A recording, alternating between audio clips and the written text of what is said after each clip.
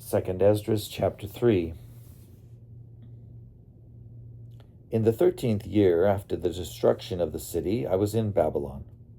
I, Salathiel, who am also called Ezra.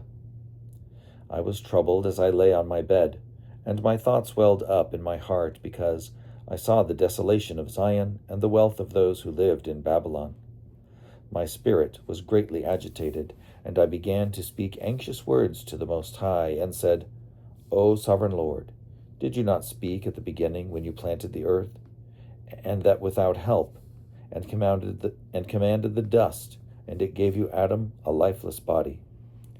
Yet he was the creation of your hands, and you breathed into him the breath of life, and he was made alive in your presence. And you led him into the garden that your right hand had planted before the earth appeared. And you laid upon him one commandment of yours, but he transgressed it. And immediately you appointed death for him and for his descendants. From him there sprang nations and tribes, peoples and clans without number. And every nation walked after its own will. They did ungodly things in your sight and rejected your commands, and you did not hinder them. But again, in its time, you brought the flood upon the inhabitants of the world and destroyed them. And the same fate befell all of them. Just as death came upon Adam, so the flood upon them.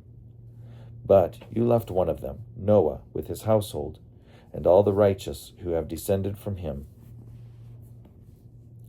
When those who lived on earth began to multiply, they produced children and peoples and many nations.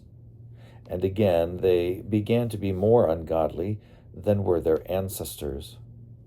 And when they were committing iniquity in your sight, you chose for yourself one of them, whose name was Abraham. You loved him, and to him alone you revealed the end of the times, secretly by night.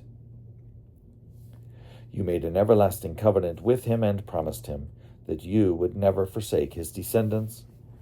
And you gave him Isaac, and to Isaac you gave Jacob and Esau. You set apart Jacob for yourself, but Esau you rejected, and Jacob became a great multitude. And when you led his descendants out of Egypt, you brought them to Mount Sinai. You bent down the heavens and shook the earth, and moved the world, and caused the depths to tremble and troubled the times. Your glory passed through the 4 gates of fire and earthquake and wind and ice, to give the law to the descendants of Jacob and your commandment to the posterity of Israel. Yet you did not take away their evil heart from them, so that your law might produce fruit in them. For the first Adam, burdened with an evil heart, transgressed and was overcome, as were also all who were descended from him. Thus the disease became permanent. The law was in the hearts of the people along with the evil root. But what was good departed, and the evil remained.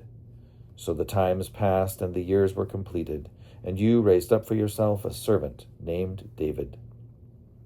You commanded him to build a city for your name, and there to offer you oblations from what is yours.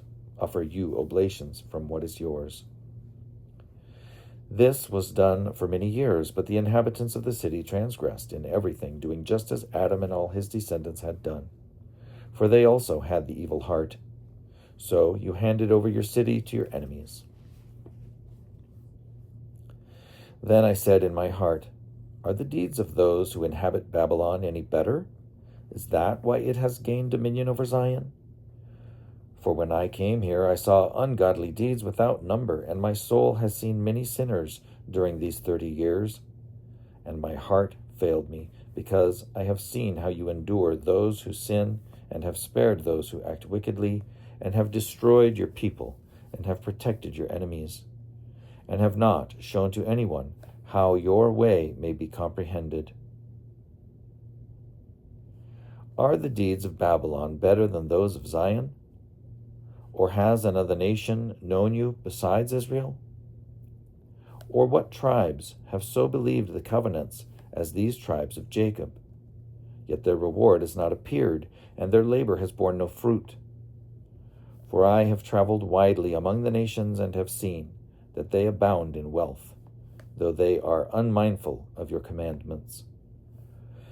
Now therefore weigh in a balance our iniquities and those of the inhabitants of the world, and it will be found which way the arrow of the scale tips. When have the inhabitants of the earth not sinned in your sight? Or what nation has kept your commandments so well? You may indeed find individuals who have kept your commandments, but nations you will not find.